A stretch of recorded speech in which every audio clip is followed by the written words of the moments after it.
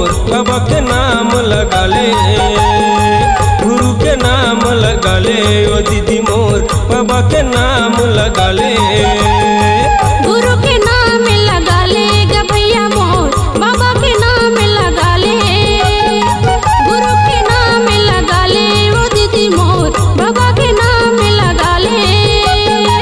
चोला अमर हो जाहि तोर, काया अमर हो जाहि तोर, सात नाम ला भज लेना। गुरु के नाम लगा ले ग भैया मोर बाबा के नाम लगा ले, गुरु के नाम लगा ले, वो दीदी मोर बाबा के नाम लगा ले।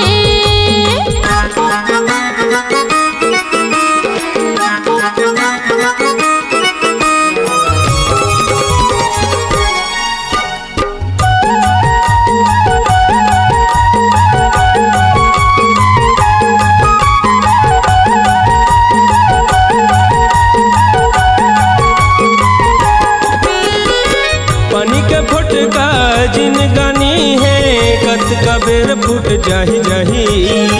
माटी के पुतला ये जीवन है, समय लगे मुरझाही झाही।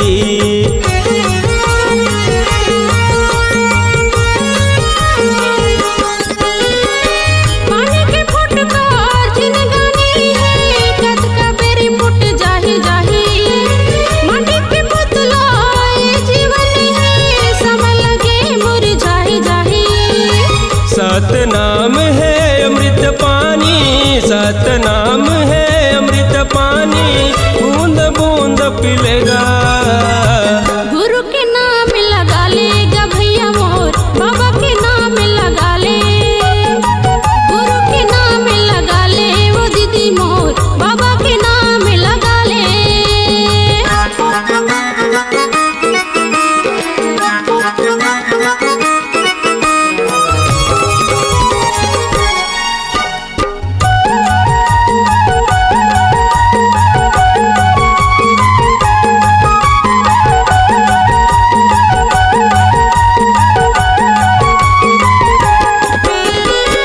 कहाँ जाबे गंगा काशी, गुरु के दर्शन पाले पाले।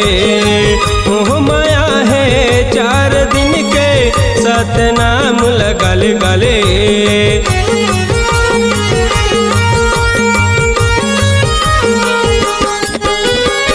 कहाँ जाबे गंगा काशी, गुरु के दर्शन पाले पाले। मोह माया है 4 दिन के, सात नाम लगा ले गाले। तोर चोला मुक्ति हो जाही, तोर चोला मुक्ति हो जाही, अमृत बूंद पिलेगा। गुरु के नाम लगा ले ग भैया मोर बाबा के नाम लगा ले, गुरु के नाम लगा ले, वो दीदी मोर बाबा के नाम लगा ले। चोला अमर हो जाहि तोर, काया अमर हो जाहि तोर, सात नाम ला भज लेना। गुरु के नाम लगा ले ग भैया मोर बाबा के नाम लगा ले, गुरु के नाम लगा ले, वो दीदी मोर बाबा के नाम लगा ले। गुरु के नाम लगा ले ग भैया मोर बाबा के नाम लगा ले। गुरु के नाम लगा ले, वो दीदी मोर बाबा के नाम लगा ले, गुरु के नाम लगा ले ग भैया मोर बाबा के नाम लगा ले। अगर आप अपनी आवाज को एक नया आयाम देना चाहते हैं तो चले आइए मल्टी ट्रैक डिजिटल रिकॉर्डिंग के लिए संपर्क करें HK म्यूजिक कंपनी, कोटा डबरी, चांपा, छत्तीसगढ़।